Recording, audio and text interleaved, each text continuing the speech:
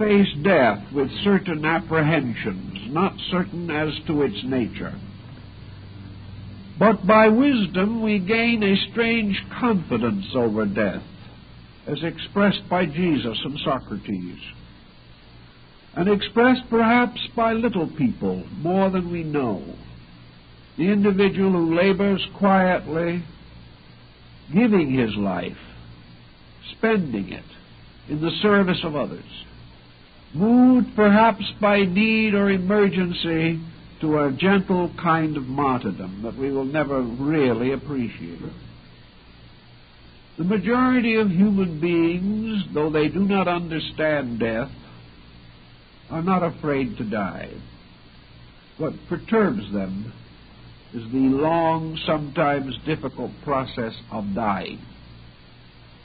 In the same way, man moving toward the void, in the mystical sense, is not moving toward something utterly contrary to his nature. He is moving toward something for which the entire existence in a conditioned state must have been preparing him from the beginning. Out of this conditioned state, therefore, there must be fashioned that which is necessary to carry man into the unconditioned state, or into a paraconditioned state beyond his present understanding. It would appear, then, that the entire experience of evolution, while it gives man an infinite number of faculties and powers and expressions and experiences and conditions, is actually all of it moving toward the mystery of the void. It is moving the individual toward this infinite point of transition, which culminates all life-death experience as we know it. It also becomes reasonably obvious that somewhere in this experience the individual must let go of the final thing that remains to him, and that is this mysterious thread of selfness that extends into and through even the deepest meditations of the mystic. There is some time in which the individual must cease to struggle against the infirmity of existence, just as there comes a time at the end of physical life when the individual must quietly resign himself to the transition. Accepting all things, he must accept the transformation of himself into something else, or into some other condition or place different from his present understanding. Perhaps this is one way in which we learn the lesson, namely that every single embodiment through which we pass, by the very nature of itself and the nature of the faculties with which we must experience embodiment, leads us in the end, in every case, to the experience of the void, whether it be the small experience or the vaster one. Once, as Buddha points out, once the individual has stepped across between these two conditions, he cannot return. He cannot come back from the void, because something has to happen in that transition, by means of which he breaks the link between himself with the small s for self and himself with the large S for self. He can return from the death of the body and be born again while the body principle continues to be active. He can rebuild his emotional bodies and he can rebuild his mental bodies in the processes of continual re-embodiment. But something has to happen when he steps into the mystery of the void. In that transition, the unit the center, the focal point, around which the total illusion of existence moves. This point is changed. If, as the ancient mystics affirmed, illusion is the foundation of separate existence, then if the illusion is completely removed, separate existence is removed also. Now, no one can really explain this matter except perhaps in terms of an arbitrary concept.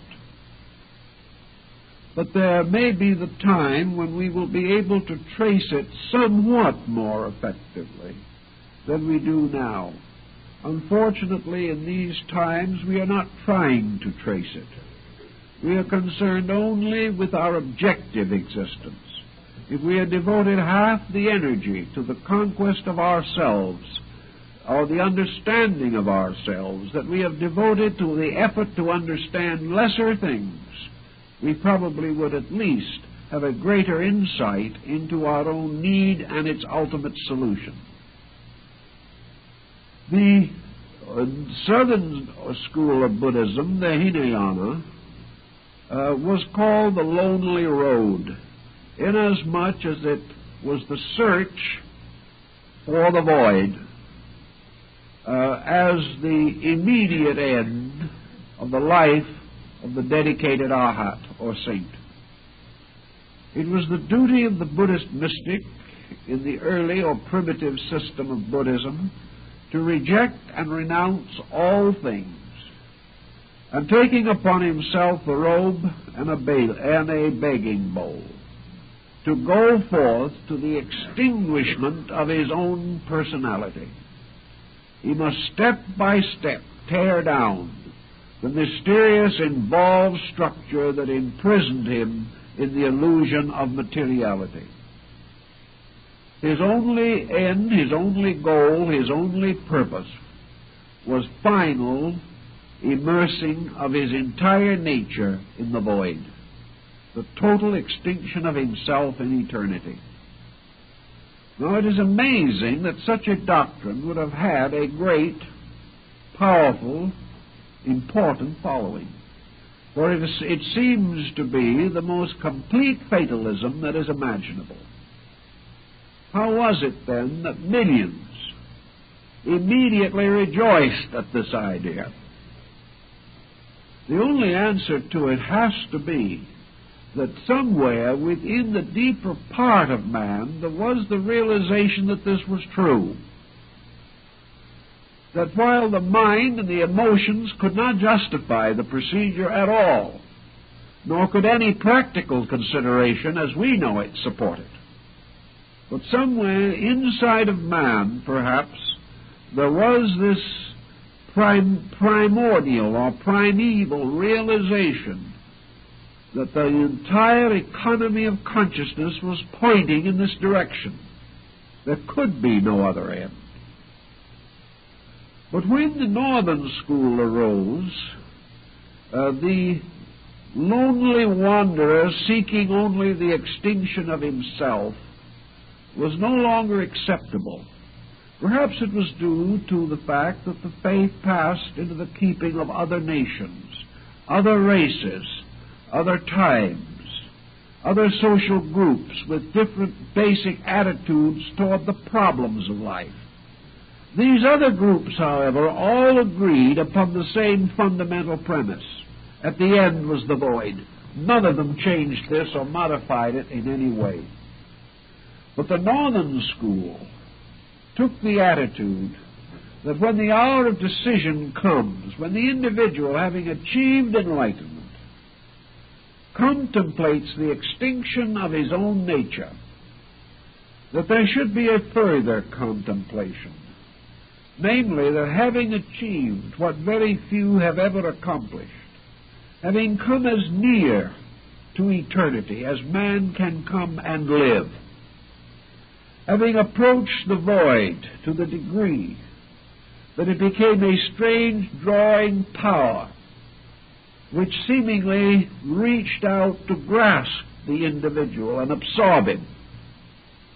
Having attained this, it was the better part of compassion and charity and benevolence to turn back and to devote further conditioned existences to the service of those in greater need. That there was therefore the rise of the Bodhisattva ideal, the ideal of the saint or the sage who had reached the threshold of liberation, but chose to return and help his fellow creatures to find their own difficult paths toward a better life. So the Bodhisattva became the ideal. And in the presence of this ideal, the dim figures of the emancipated Buddhas dropped back from the common experience of mankind. And in their place were the radiant teachers, those who had sacrificed eternity to labor for a while in the fields of time. This concept did not change the end, but it changed man's attitude toward the void. It changed his attitude toward the end of his own purpose. There was something in the old Hinayana that was selfish, man madly dashing after peace. And in the Mahayana it seemed, at least to many northern nations that perhaps were more genuinely optimistic than southern India, it occurred to them that this was the better way, that the individual always had that choice, even as the yogi in samadhi has this choice. There seems to be a time or a point in which he can choose to go on or choose to come back. And that if he is a great lover of mankind, a great unselfish being, he will come back. Because of all men, he is now best fitted to lead others to the consummation of their needs. Thus, the decision at the edge of the void became a very important philosophical principle. That the individual either passed on into silence or returned. At the apex of this point of growth, the radiant figure of the Bodhisattva, however, stands not as an emaciated, emancipated ascetic. The Bodhisattva does not seem to be denuded of everything. It is not a struggling spark about to expire. It has not about it this sense either of exhaustion or of futility or of the utter renunciation of everything. It doesn't carry this impression at all. In both the northern and southern school, the saint standing at the threshold of the Mahaparinirvana stands splendidly there. He stands mysteriously robed in grandeur. He stands in the vestments of sanctification. He is a glorious being, even though this glory is grounded in a complete humility so far as self is concerned. This very humility has enhaloed him in a magnificent way. He becomes the object of the greatest religious art of the East and West. The truly sanctified person is splendid in wonder and in greatness, yet bows humbly in the presence of the truth it serves. So, whatever lies beyond the Bodhisattva, the radiant image of graciousness, compassion, love, fellowship, peace, whatever lies beyond can scarcely be less. We did not build this all up, growing in grace through life after life, gaining in insight from embodiment to embodiment, and gradually detaching ourselves from life as we physically know it, to become ever more radiant, ever more wonderful, ever more strangely vestured in infinites, until we seem to approach almost the state of divine beings. Nor can we so envision from the subtle depths of our own nature such transcendency, unless there somewhere in the universe is a fact pertaining to it. And it would not seem that this consummation, then, is the end of something, is the final loss of all that has been gained, any more than we can assume that physical death at the end of a single life can be interpreted to mean the loss of all of that living, all of that struggle, all of that labor, cannot go down to sleep and never awake again. Nature's economy simply cannot permit this. Nature's processes do not justify it. Nature's own procedures are such that the fact of an immortal existence is forced upon us by the common experience of life. We need no miracle to press this into our consciousness. What is the peculiar quality of the Arhat standing on the threshold of liberation, or the Bodhisattva resplendent in the vestments of the divine? What are the attributes of these beings?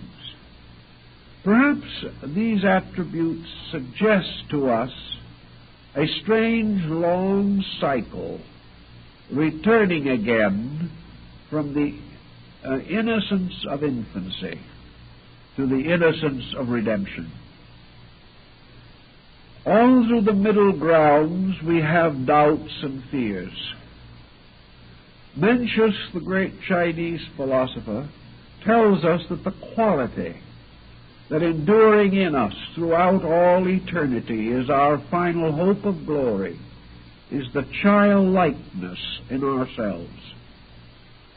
Perhaps it is true that we must be aware of the little children, for of such is the kingdom of heaven. I think the peculiar quality that we sense or experience in the artistic representation of these semi-divine beings, who represent only the attainment of a higher state within ourselves, that the qualities of these beings is a gradual reorganization of consciousness, that consciousness has gradually moved from the self-centeredness of mortality to the selflessness of immortality. Therefore, perhaps there is the self-centered self, and there is also the selfless self. Perhaps what we are trying to realize is that this step across into the void is actually merely the continuance of a way of consciousness that we have begun to develop here, but that when this degree or way of consciousness reaches its maturity, we depart from here. That all we have here is a kind of growing up of consciousness, and when it is mature, it departs into the void. That when things have reached their fullness and their ripeness, then they vanish behind the veil which divides the mortal sphere from the paranirvanic region. That everything grows up and vanishes. That when our virtues become as perfect as we can make them, when our wisdom is as absolute as potential possibilities here permit, then we move on. We move on into an entirely different dimension of existence. And in that other dimension of existence, there must be another dimension of self. The fact that we have this experience also means that at some time remote, at some way remote, this other dimension of self must also have been part of our primordial equipment. That it was this other dimension of self that precipitated the self with the little s. That in some way, after a certain time, we return again to that condition from which we departed. We return like the prodigal son to his father's house. We return again in this strange cycle which carries us into the darkness, through the great circle of the Nibbānas, and finally brings us back again to the threshold of the causal world, the world which we cannot express or cannot explain here. This is essentially, then, the concept that when we are finished here, we are starting somewhere else. We are not starting in the sense that we are beginning again in the strange physical darkness which marked the dawn of man's mortal existence, but we are moving into another condition in which we have to have an entirely different group of instruments. Whatever that condition may be, the eternal principle within us must create another kind of self. It must create another kind of conditioned being of some nature to function there. We cannot assume that the parinirvana simply means the universalization of our energy. The void becomes symbolic of the great sea of Maya or illusion on the one hand, but it also becomes symbolic of Tao, which in its own nature is the very substance and life of God. Now we call that which is beyond the void God, not because actually we are sure of this, but because we have run out of conditioned existences with which to associate the term. When we come to a point where all effects cease, and where we can only dimly perceive one abstract cause somewhere, that abstract cause has to be God. We can go no further.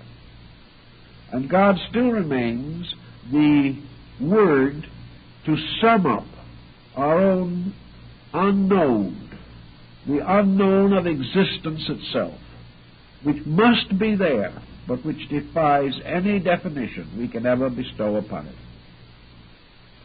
All of this then leads us gradually but sequentially and properly to the concept that there is this other kind of self that simply cannot be experienced in an ordinary way. And we come back again to the small self in our own life cycle. Tired, weary with existence, we come to the end of the mortal plan of things, and we enter into this strange mystery we call death. And there we remain for a little time in this mysterious current of life itself. And then we mysteriously and dramatically move back again into the cycle of mortal existence. We open our eyes. We have no memory where we came from. We have no immediate consciousness of our purpose.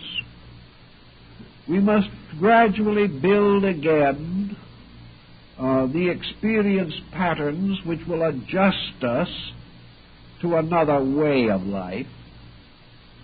We do not immediately have available any orientation. We simply open our eyes, and here we are in a different condition. And in this different condition, we must build a life. according to the potentials within us. Now, when we come into this condition, however, we do not come into it unconditioned. We bring into this condition a vast amount of previous conditioning. This previous conditioning gradually asserts itself, and little by little we come again into possession of our natural inheritance. Thus, different persons with different inheritances build different destinies in the various embodiments which make up our life cycle. Theoretically, if we reach a point of the bodhisattvic insight, we have reached the point where no further embodiment can contribute to the enlightenment of ourselves. By the time this stage is reached, we are in full conscious possession of the entire record of our former embodiments. We are in full conscious possession of all experience that has ever occurred to us. We have awakened in this last bodhisattvic life, moved by pressures that were going to break through and were gradually going to give us the full accounting for the entire cycle of existence which stretched out so far into the past. Thus, as we open our eyes into this final embodiment, we come strangely and wonderfully equipped. Let us think for a moment what might happen if the individual, having reached the edge of the void, having reached the edge of the cycle of embodiment, should come to the point of the Mahaparinirvana, the point of no return. What might happen? He might voluntarily and willingly give up his life. He might give up his existence. He might say, with the final and complete acceptance of the divine purpose, "Thy will be done." He might go forth into the void, knowing only within his own consciousness one thing, and that is the utter and complete benevolence of the divine plan. In complete faith, in complete acceptance, he could step off into space. Not space now in the physical sense, but space in the sense of the dying out of his own selfness. He could experience the only ultimate death he could know, the death of that thing which knows that life exists. He can make this step. From this point on, nothing can be known about this being, at least nothing that we can ordinarily perceive. But what happens to this being? Is it possible that in that moment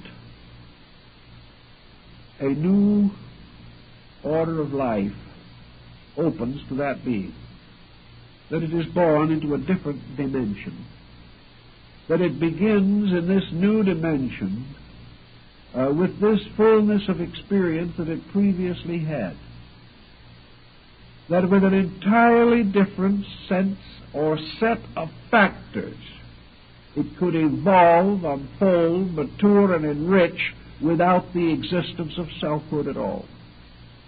Selfhood implies something. It implies an environment pressing in. It implies an internal inadequacy, struggling to survive. In the case of these beings, such cannot exist. Therefore, there has to be the kind of self that is not invoked by striving. There has to be the kind of a self that doesn't have to grow as we know growth. There may be other forms we know nothing of. But if this self steps into this vacuity, this emptiness, if Buddha's position is correct, it simply steps into a higher dimension of existence. In so doing, it reveals a higher dimension of its own nature. And for our purposes, and because of the way in which we are endowed, this new level of self would be a capital S. It would be in relation to us, because it would represent man's identification with the divine. We don't really know what such a statement means, but we affirm that it does mean that the individual comes into identity with the state of God rather than with the state of man. That this identity in the state of God is another level of eternal consciousness. That the individual has lifted himself from deity to the thinker, to deity, the conscious being. And that these various conditions of deity become great worlds in which processes and cycles of evolution take place. So the step across from the little self to the greater self has no necessary implication of actual annihilation.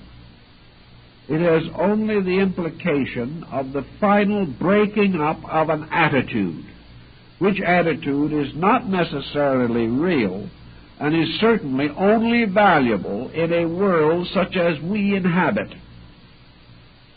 So there could be an entirely different type of existence. An existence as strange to us today as our existence might be to the worms. An existence which they cannot even conceive. Man cannot conceive the life consciousness of little things. He cannot understand or share in the life of the countless forms of organic existence that surround him at all times. They are too small, too difficult, too distant in quality. These, in turn, cannot understand man. Their problems, their existences, are entirely with a different focus. It is quite possible that these different levels do not end with man, but that as man is above other levels, so there are other levels above men, and that all the mysterious zones and spheres of ancient cosmogony could well represent the extension of a universe of consciousness, and that in this universe man evolves certain natures. In our material world, he has involved a peculiar central focus, which he calls the ego. Evolution has given him up to this time an intensive concept of I amness. It has caused to emerge from all the mysterious chemistry and alchemy of his own processes this concept, I am I. This sense of central being. We cannot define it adequately, but we certainly experience the sensing of it. There might be another kind of existence in which there is no precipitation of a centralized being, no need for it.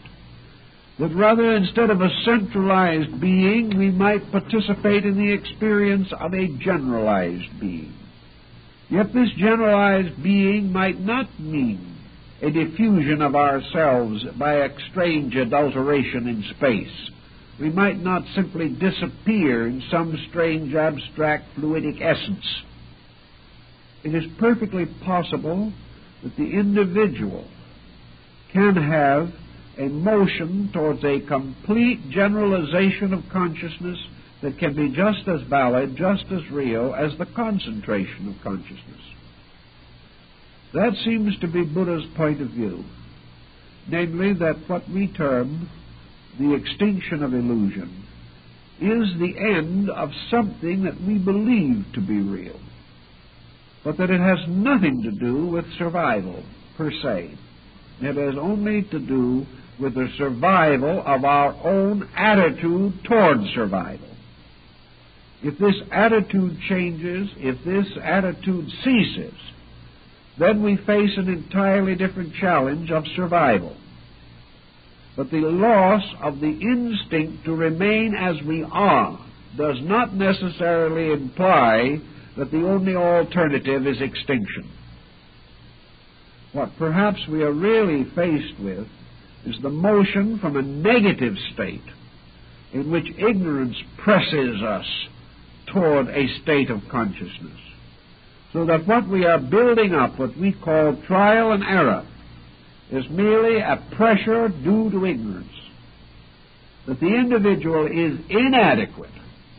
Therefore, he depends for his growth upon the pressures of circumstances upon him.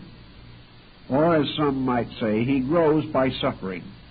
He grows by being the victim of conditions which he must struggle desperately against, which he must rise above by a victory of morality or integrity over circumstances. Thus he is actually being molded by a negative procedure. The most that he can hope from this negative molding is that in the end he shall attain the power to survive in the conditioned existence in which he now lives. Yet we have no assurance that this is the final condition of anything. We have no assurance that if the individual lived perfectly in this world, that this perfection would be the ultimate end of anything. Therefore, the Buddhist point of view and the mystic point of view even among early Christian mystics was finally that there must be a time when evolution was no longer man growing because he had to, but that the time must come when man would unfold because he internally knows why and how. That growth would be a voluntary, positive adjustment with existence. And that growth would therefore be the unfolding or the developing or the ripening of the fruit of the tree of consciousness. That the individual would not grow because of the laws around him, but would grow because of the insight within him. Now, this kind of world in which we live now would be useless to him under such circumstances. In fact, would be a detriment, if anything. The individual's opportunity to unfold must be in a dimension of life suitable for this kind of growth, this kind of instruction. So we can assume, perhaps for a moment, that in this the symbolism of the Buddhist lotus has been very adroitly used. Man mysteriously has existed in the bottom of a pool.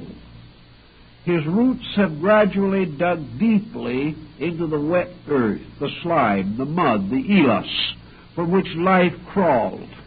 For it is said in ancient Greece that the first empire was Ilium, which was the world of mud. And gradually, through great effort, the human soul, the consciousness of man, has grown up through the mud, through the water, and has finally come to the surface of the pool. And as it comes to the surface of the pool, the leaves spread out in beautiful circular dish-like forms, and the bud appears. Finally, the bud bursts into blossom, opens, showing all the magnificence of the glorious white, yellow, or blue flower, untouched in its purity of blossom by the strange dark mud in which its roots are placed. The Buddhist illumination is represented in a mysterious way, but perhaps this is the symbol. The surface of the water is the surface which divides our present existence from the mystery of the void. For those creatures living in the bottom of the well, to come forth out of that mud and water would be to die, as a fish taken out of its element.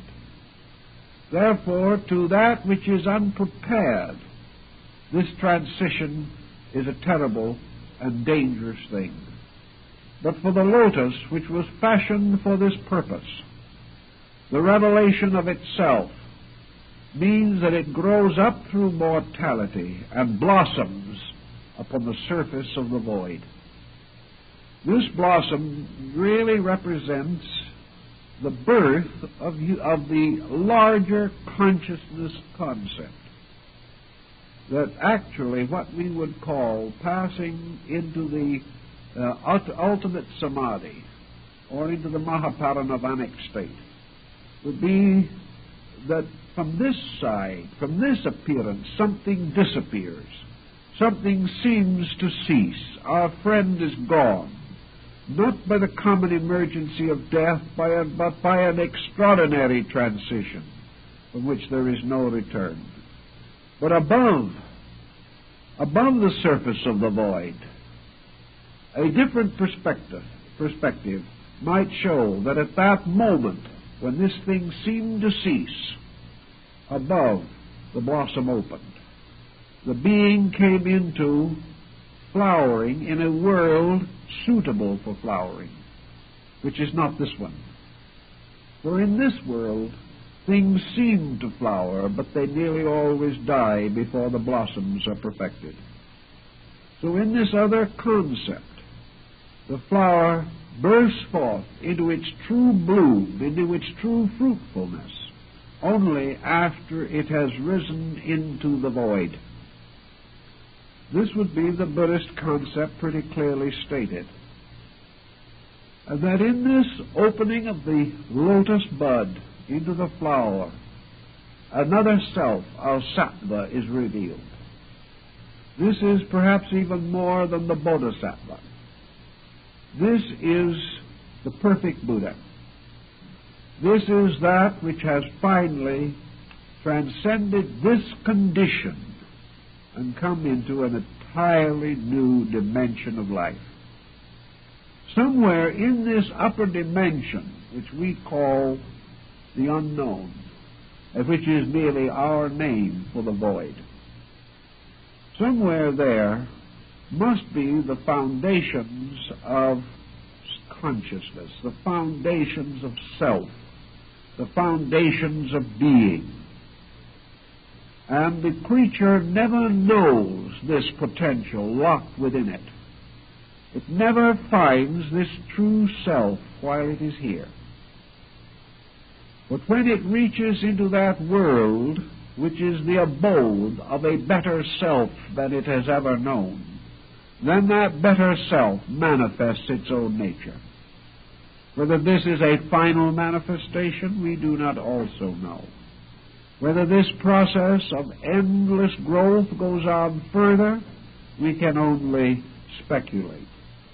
But one thing is certain for our experience, that all of the conditioned existence which we now experience is suspended from a superior condition.